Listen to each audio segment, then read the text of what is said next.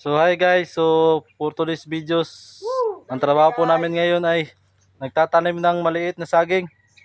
Ito po yung trabaho namin ngayon. Ito po yung tinatanim namin. Yung tisyo ng banana. Dito kami sa damuhan. Ako yung tagalagay ng abono at sila yung nagtanim.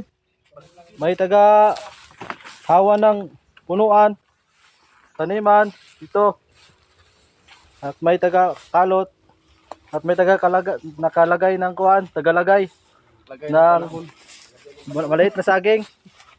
Si Uncle naman yung taga-hukay. Ayan si Uncle. Dito kami sa damuhan. Uncle Boy. Dito po yung trabaho namin ngayon. Sa damuhan, maraming sagbot. Apat lang kami dito at isang babae. Taga kuha ng dahon. So magtagalog na tayo ngayon. Kasi mahirapan na tayo magbisaya.